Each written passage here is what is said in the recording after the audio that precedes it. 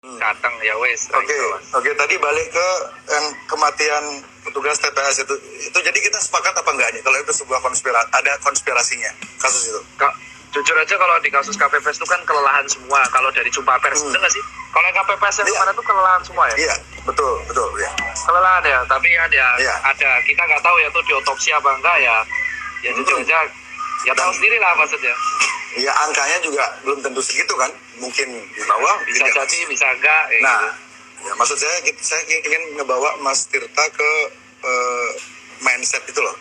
Jika untuk skala lokal, nasional Indonesia, konspirasi kayak gitu bisa terjadi. Itu kasusnya Ibu Sarumpait yang hampir mengelabui kita dengan konspirasi itu. Ya, itu kan konspirasi. Benar-benar. Itu maksudnya. Ya, itu kan ini untuk skala yang menengah seperti itu, konspirasi itu pasti ada. Dan di lingkar pertemanan Mas Tirta masa nggak ada konspirasi? Pasti ada. Itu hampir pasti ada. Pasti ya, makanya. Jadi pasti ada. Jadi kita ini kayak apa ya? Jadi yang saya lihat narasi besar dari mainstream media sejak Dedi pas saya ngangkat masalah teori konspirasi itu mungkin tidak terdeteksi oleh radarnya mainstream media. Tapi ketika Dedi ngangkat itu tiba-tiba mainstream media serentak menggiring opini kalau orang-orang percaya teori konspirasi itu adalah orang gila gitu. Dan itu kalau itu aku kurang setuju sih. Iya, itu berbahaya banget. Dan yang terakhir tadi pagi Tirto ID, sebuah portal media yang saya sangat hormati lah gitu. Saya pikir mereka independen, mereka ngerilis juga artikel yang menggiring opini kalau orang-orang yang menyukai teori konspirasi itu adalah orang-orang yang miskin, berbahaya, dan kriminal. Nah, ini kan pola kenapa tiba-tiba pemerintah ini takut sekali sama teori konspirasi. Ketika pemerintah itu menunjukkan ketakutan atau bereaksi berlebihan, ini pasti ada sesuatu yang ditutupi. Kalau menurut saya seperti itu. Kalau menurutku justru bukan pemerintahnya sih, Mas Jering. Karena kalau nggak salah itu ciu apa air putih itu? Mau tahu aja. Jadi kalau insto. Oh iya, insto tuh. Jadi gimana? Kalau dari aku sih justru bukan pada sektor pemerintahnya ya. Karena kalau nggak salah Mas Jering itu di caption kemarin tulis statement, benar nggak? Tulis statement intinya tetap tenang, terus konspirasi ada, jangan dipenuhi ketakutan. Statement saya itu, maksudnya kita bicara hashtag apa bicara pesan besar di? Pesan besar. Iya. Intinya kan kalau Mas dia kan intinya percaya bahwa COVID itu ada dan konspirasi itu ada. Ya, ada. Terus kita harus tetap nggak boleh takut tapi waspada karena danger sama fear itu beda. Nah, adaptasi kalau menurut adaptasi saya, betul kan? Ya, kemarin saya adu argumen sama Gendovara nama akunnya. Jadi sempat sedikit sengit dan akhirnya kami sepakat adaptasi itu karena kalau kita pakai kata new normal itu seolah-olah kayak meniadakan peradaban kita yang sebelumnya gitu loh. Banyak nilai-nilai yang sebelumnya hilang. Kalau adaptasi nilai lama tuh masih dipegang, cuman caranya agak beda gitu. Benar. Pemilihan kalimat ini, karena pemilihan kalimat ini diksinya arahnya beda gitu. Betul. Oke. Jadi tadi Mas Cipeng mau ngomong apa? Jadi kalau aku yang saya itu adalah malah menurut dugaanku tuh konspirasi itu ada untuk meningkatkan awareness. Aku setuju kalau soal itu. Karena ada beberapa statementmu yang setuju. Jadi, tapi kalau statementmu yang satu-satunya aku nggak setuju itu cuma satu, Mas. Intinya itu yang satu-satunya bisa satu. Gimana sih? Kamu udah bilang satu. Satu-satunya cuma satu. Nggak efektif banget sih jadi dokter. Ya satu-satunya. Gila tuh. Silakan ayo. Jadi kalau satu nih, pokoknya satu doang. Itu soal penyebab kematian. Itu doang. Karena kematian itu yang terjadi di tenaga medis itu ada yang kelelahan. Mas Cipeng yang nggak setuju yang mana? Yang statement saya yang mana? Statementmu yang di caption yang sebenarnya yang mana? Pertanyaanmu kan yang bisa bisa jadi karena kelelahan atau kelelahan. Nah itu karena kurang setujunya di mana? Tiga setuju dari 3 dari 35 di mana? 25 diantaranya dokter. 35 25 dia dokter. Itu ada yang jantung langsung, ada yang ketularan pasien COVID karena dia nggak jujur. Ada beberapa yang kelelahan. Jadi emang imbang. Tapi emang sebagian besar finishernya COVID. Tapi yang kelelahan ada gitu. Tapi ini finisher dalam maksud Mas, ketika Mas Cipeng bilang finisher tuh, jadi kalau mereka nggak kena COVID, walaupun mereka kelelahan seperti itu, mereka masih ada chance untuk survive maksudnya? Ya betul, masih ada chance untuk Yakin? survive. Ya, Yakin? insya Allah yakin. Yakin insya Allah. Ini ada kajian medisnya nggak itu? Kalau orang Nah kalau apa? kalau orang sakit, misalnya orang sakit jantung, terus Kalau dia jantung, meninggal, ya kalau terus dia jantung, meninggal, ya, terus ada kebetulan beberapa. dia punya corona kan. Jadi anggaplah corona itu seperti apa ya? Kita pakai analogi yang gampang ya, analogi yang lebih gampang orang visual gitu ya. Karena corona ini kan nggak kelihatan ini. Jadi kita pakai apa yang kelihatan, jerawat ya. Jadi ada orang lagi sakit jantung, terus dia jerawat, dia meninggal.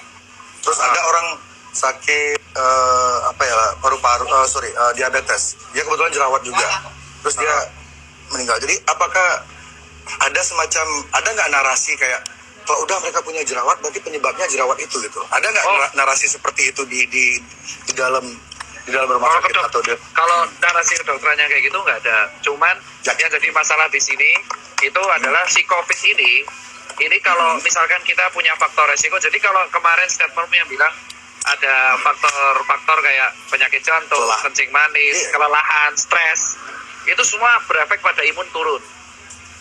Oke, pasti ya. Itu fair, setuju ya. Stres. Ya, WhatsApp.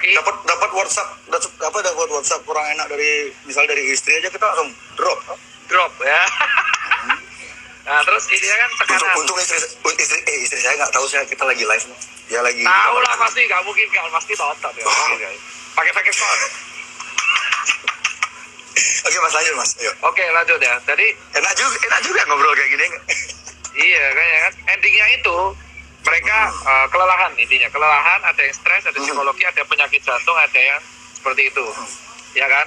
Kita nggak tahu ya, nasib di tangan Tuhan. Nah, tapi begitu imun tuh turun. Masnya percaya Tuhan? Jujur aja saya percaya, Pak. Makanya saya juga percaya teori konspirasi. Oke, sebelum dibilang oksimoron dah duluan dia, pinter dia. Aku paham Pak. Bagus juga defense. Kalau kita percaya Tuhan, mau nggak mau kita ya konspirasi kita nggak bisa nolak. Emang percaya bagian. Nah, cuman yang menarik adalah saya nggak percaya yang gitu Mas. saya agnostik saya. Oh, agnostik ya sampai ada. Iya. Nah, terus nggak masalah aja ya. Oke. Terus habis itu, si COVID ini tuh menyerang orang imunnya rendah dan dia tuh perburukan di parunya kenceng. Tapi benar.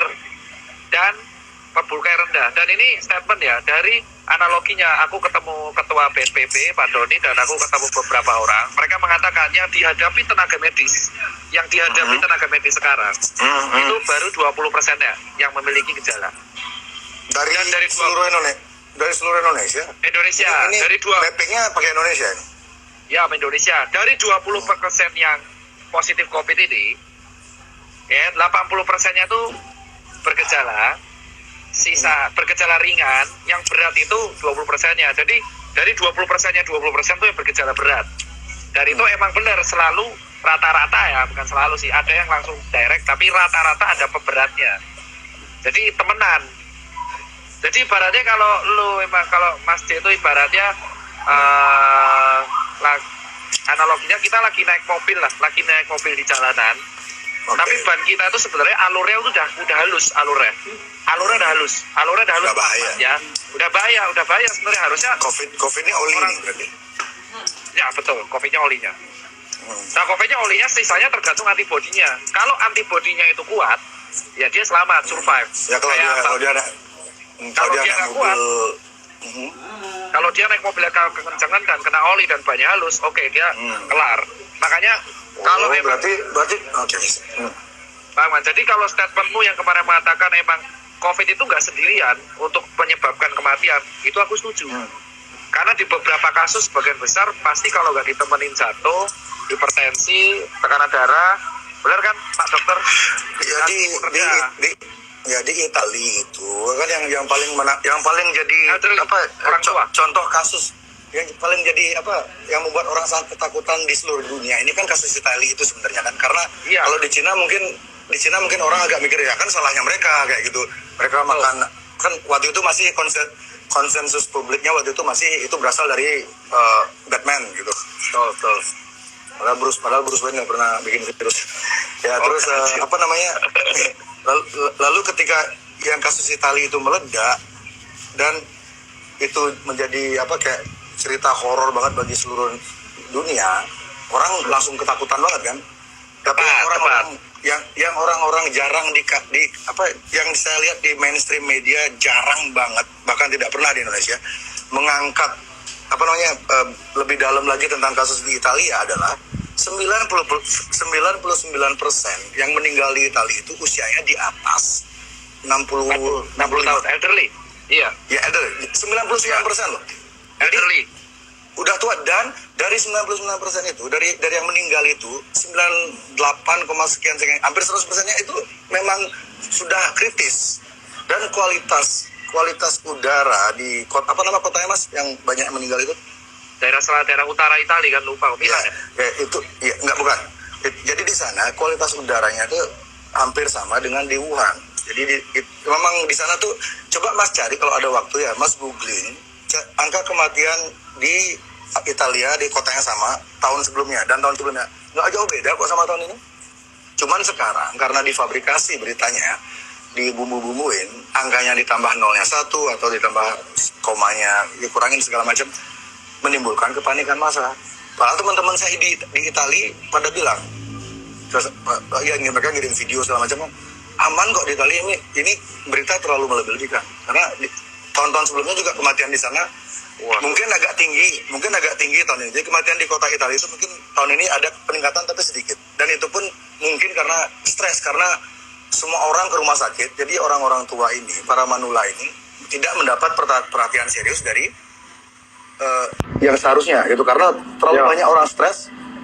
Balik lagi ke ilmu psikomatik tadi, karena mereka tiap hari nonton TV, lihat handphone, covid, masuk ke otak mereka tuh membentuk kayak realita gitu loh, berusaha membuat situasi itu benar ada. Dan itu jadi orang berbondong-bondong ke rumah sakit, jadi mereka sesak nafas ke rumah sakit. Nah itu ini ya. Oke, jadi kalau aku motong nggak apa-apa ya? Dapat kan ya? Dapat.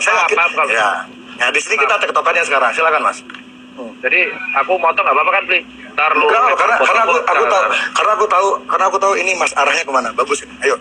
Iya, jadi yang pertama pokoknya kalau dari awal tuh aku kalau yang di komen ya aku lurusin karena netizen banyak tanya debatnya mana. Jadi di sini tuh nggak berdebat, aku terakhir ke netizen. Kan udah diskusi judulnya. Iya, ini diskusi. Jadi awal mulanya itu adalah aku tertarik jujur aja kalau soal konspirasi yang aku keberatan cuma soal alasan itu aja. Tapi kalau yang kedua, kalau soal yang namanya narasi media itu ibaratnya kayak gini Mas, aku neranginya biar netizen paham. Orang naik motor ada potensi kecelakaan, ya kan? Baru tadi saya mau ngomong gitu. Oke, lanjut. Ada orang naik motor potensi naik kecelakaan, dan kecelakaan angka kematiannya juga tinggi. Oke kan? Nah tapi kan iya kan, gitu. Kan kalau misalkan kita naik motor, kita kan pasti kecelakaan. Nah kecelakaan itu nggak pasti. Tadi Masnya jangan bilang. Enggak, kemungkinan mungkin, ya kan, bisa mati. Dan angka kecelakaan. Saya dulu sempat lama kerja di media soalnya, jadi saya hati-hati ngomongnya. Terus yang terjadi adalah tapi kalau kita naik motor belum tentu kita mati kan. Kalau kita pakai helm dan kawan-kawan. Kamu kemarin naik motor deh? Masih hidup? Teman saya naik motor masih hidup. Kapan mati? Anjir, amit-amit tuh. Nah orangnya nggak ada, itu imajinatif. Lanjut Mas. Nah kalau yang Mas Cipeng ya. Kalau misalkan yang terjadi di COVID itu seperti ini, orang COVID itu berbahaya, danger, emang ada, bener, resiko ada COVID. Yang paling penting adalah orang kalau kena COVID belum tentu mati, bisa selamat. Nah 99%. Nah narasi selamat ini yang nggak digoreng. Ini yang jujur. Itu dia. Jadi narasi selamat ini yang digoreng. Ini kenapa saya mau melakukan ini live Instagram ini sama Mas Ipeng, karena saya tahu Mas Ipeng itu arahnya ke sana. Ini kayak ini kita nih musuh kita berdua sama. Ya emang COVID loh, COVID dan jujur aja. Makanya aku dan narasi. Ya narasi. COVID kan udah musuh bersama ini. Saya berdua yang akan kita dalami di sini ini. Kenapa seolah-olah ada narasi harapan itu dikubur, ketakutan itu dipupuk. Jadi ketakutan padahal harapan tuh ada di mana-mana kalau masyarakat mau mencari, tapi kan sayang masyarakat kadang-kadang nggak tahu akses untuk mencari. Ketika mereka mendapat artikelnya bahasa Inggris, masyarakat nggak ngerti. Jadi ketika mereka mau nanya ke teman-temannya yang pinter, teman-temannya yang pinter tuh udah kemakan narasinya, misalnya narasinya si Najwa gitu, udah ya aduh kita ikutin aja lah apa kata media segala macam. Susah kan orang-orang yang anti teori konspirasi ini kebanyakan dari menengah ke atas kalau kita jujur ya. Betul. Orang-orang yang tidak setuju sama teori konspirasi ini kebanyakan orang-orang yang sudah nyaman. Jadi mereka tuh pikir ngapain sih kayak gitu-gitu dipikirin, udah yang penting hidup kita tetap di bubble yang sama itu, di gelembung itu gitu. Mereka nggak mau jauh-jauh. Otoritas bilang A, C. Ya. Jadi ini menggoreng itu ya, yang sembuh-sembuhnya itu ya, penggorengan itu ya. Betul. Jadi terus aku jujur aja kalau yang kita di sini tuh ada beberapa kelurusan dan kesamaan, ya kan. Nanti aku bakal bilang yang nggak setuju di Mas Dewi masih ada juga, dan masih ada beberapa yang nggak setuju di aku. Harus kalau itu dari sini kita kesimpulan sama nggak? Kenapa kok orang stigmanya negatif banget sama COVID sampai pasien nggak jujur, sampai pasien itu takut banget ngaku. Nah, ini kesalahannya siapa itu ya? Ini bener kan? Saya tidak suka bukan hobi saya nyala-nyalain orang, tapi ini kan bukan masalah saya pribadi ini menyangkut kehidupan satu negara, mungkin satu bumi mungkin ya. Ini yang memelihara environment, yang menciptakan environment ketakutan luar biasa ini terhadap hal yang sebenarnya kesempatan untuk pulihnya tuh gede banget, itu siapa, Mas? Jadi kalau yang meningkatkan ketakutan ini, ya kan, terlepas dari alasan-alasan yang ada, tapi kalau kita seperti ini itu adalah yang menyebabkan satu, pasien nggak jujur, terus yang menyebabkan jenazah sampai ditolak, ya sampai jenazah ditolak, sampai sendiri aku ngerasain sendiri, itu Mas, itu kemarin pilpres kemarin aja beda pilihan, jenazah ditolak. Ini kok heran sih COVID ditolak. Iya, masyarakat kita tuh ya gitu.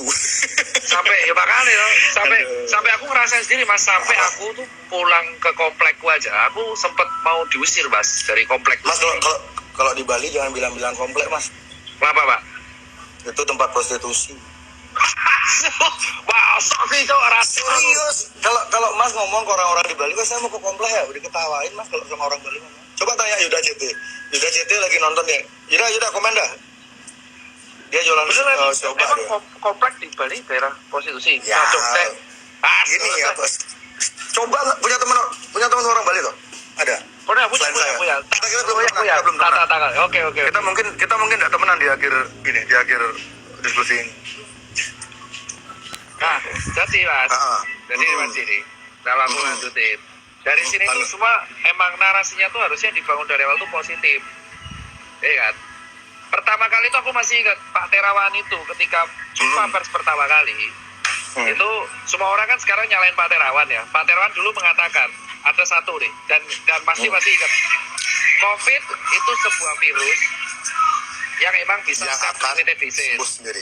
Betul. Iya, tapi beliau lupa mengatakan selanjutnya kalau nggak salah harus ditambah dengan kayak dirawat, bed rest, nutrisi dan teman-temannya lengkap. Jadi, pokoknya makan enak dan kawan-kawan. Pak Terawan itu terlalu santai dia ya. Ya kalau ngomong di media dia ya kayak orang ngobrol gitu loh. Tahu nggak sih kalau orang ngobrol tapi memang seharusnya iya sih. Harusnya lengkap kan, karena kan kita berhadapan sama media, dan beliau itu ngomong kalau nggak salah virus itu self-limited disease, dan kalau dikasih nutrisi dia bisa sembuh kalau makanan cukup dan ditolong dengan obat-obat simptomatik. Nah, tapi kita lihat yang beredar di media apa judulnya? Ya. Ya karena itu loh, itu yang pertama, dan ada narasinya kayak seolah-olah kita meremehkan. Jadi itu yang pertama. Saya ingin nanya untuk statement Mas itu, saya mau ngajak Cipeng untuk sedikit berimajinasi. Misalnya yang ngomong seperti Pak Terawan tadi itu ya persis omongannya sama, substansinya sama. Misalnya contoh Najwa Shihab, apakah masyarakat akan menganggap itu sebuah lelucon? Tidak, jujur aja. Aku berani. Benar. Ya, berarti ini bukan tentang message-nya sebenarnya kan? Ini tapi tentang figur yang ngomong. Tentang ini kan visual berarti kan? visual, visual branding. keterikatan emosi. Aduh, Pak Terawan tuh mukanya terlalu kayak menteri biasa sih. Jadi sebenarnya itu yang aku bilang kan, kayak di awal. Tapi dan sistemnya kalau Mas lihat, pemerintah tuh sistemnya udah pengen menenangkan masyarakat. Betul, saya lihatnya begitu. Tapi masyarakat tuh terus kayak saya lihat ya ada kecenderungan masyarakat tuh agak over dalam mengkritik pemerintah tuh, mereka agak sedikit over gitu loh. Kayak terlalu nyari-nyari kesalahan, terlalu menggali-gali kesalahan, tapi mereka lupa kalau sampai akhirnya tuh kalau pemerintah tenangin itu di counter pasti sama siapa? Sama data yang disebar di media. Ini datanya dari mana asalnya? Datanya tuh contoh ketika kita pengen menenangkan masyarakat, contoh kita menenangkan masyarakat, let's say mengenai apalah kematian atau apapun, itu rata-rata yang digoreng adalah tentang narasi buruk. Emang itu benar, dan itu aku nggak bisa sebut medianya, mungkin Mas Jil pasti punya datanya sendiri kan. Jadi emang benar, dan akhirnya karena narasi-narasi buruk yang dibangun ke depannya, akhirnya orang-orang jadinya takut sama si COVID ini, borong masker, borong APD. Itu jadi beruntun efeknya, borong APD, borong masker. Let the domino fall. It's a part of the plan. Domino effect ya. Nah itu yang akhirnya itu memang part of the plan. Ya itulah. Makanya kan kalau aku secara pribadi, secara dari awal Mas J itu kan gaungkan konspirasi kan dari sejak 2-3 minggu yang lalu ya. Iya. Viralnya kan gara-gara